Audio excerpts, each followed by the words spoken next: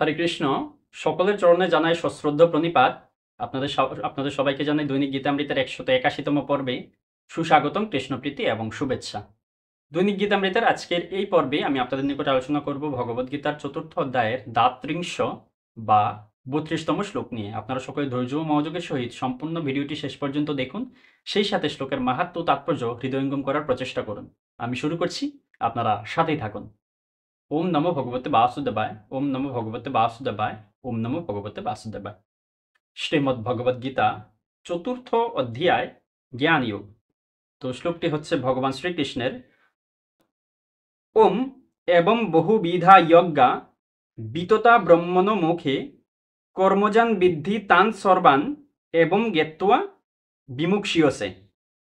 অনুবাদ: এই সমস্ত যজ্ঞ বৈদিক শাস্ত্রে অনুমোদিত হয়েছে এবং এই যজ্ঞগুলি বিভিন্ন প্রকার কর্ম থেকে জাত হয়েছে। সেগুলিকে যথাযথভাবে জানার মাধ্যমে তুমি মুক্তি লাভ করতে পারবে। এই শ্লোকে ভগবান বলল যে এই সমস্ত যে যজ্ঞগুলো রয়েছে সেগুলো হচ্ছে বৈদিক শাস্ত্রে অনুমোদন দেওয়া হয়েছে।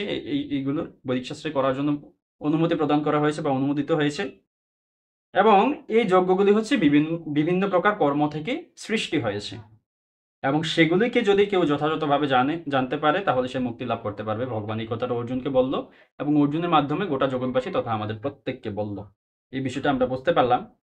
তো এই শ্লোক সম্বন্ধে শ্রীল প্রভুপাদ কি মন্তব্য করছেন সেই বিষয়টাও আমরা তাৎপর্য থেকে দেখে নিই। তাৎপর্য: উপরে বর্ণিত বিভিন্ন প্রকারের যজ্ঞসমূহ বিভিন্ন প্রকারের কর্ম সম্পাদনকারীর উপযোগী করে বেদে উল্লেখ করা হয়েছে।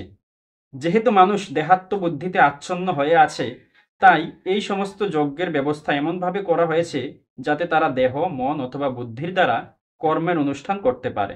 কিন্তু সমস্ত যজ্ঞের চরম উদ্দেশ্য হচ্ছে দেহের বন্ধন থেকে জীবকে মুক্ত করা। ভগবান শ্রীকৃষ্ণ এখানে তার নিজের মুখে সেই কথা প্রতিপন্ন করেছেন। এই বিষয়টা আমরা দেখতে পেলাম এবং উপলব্ধি করলাম। তো আজ এই পর্যন্ত। এতক্ষণ ধৈর্য ধরে ও মনোযোগ সহকারে আমাদের সাথে থাকার জন্য এবং গীতামৃত শ্রবণের জন্য আপনাদের সবাইকে জানাই অসংখ্য ধন্যবাদ এবং বিশেষ কৃতজ্ঞতা এই শ্লোক পাঠে, উচ্চারণে, অনুবাদ প্রকাশে কিংবা তাৎপর্য বিশ্লেষণ সহ যে কোনো কিছুতে কোনো রকম ভুল ত্রুটি থেকে থাকলে আপনারা সেটা ক্ষমাসুন্দর দৃষ্টিতে দেখবেন। আপনাদের সহিত দেখা হচ্ছে পরবর্তী পর্বে, পরবর্তী ভিডিওতে, পরবর্তী শ্লোকের পর্যালোচনায়। ততক্ষণ সকলে ভালো থাকুন, সুস্থ থাকুন, ভজন কুশলে থাকুন, আমাদের সাথেই থাকুন। হরে কৃষ্ণ।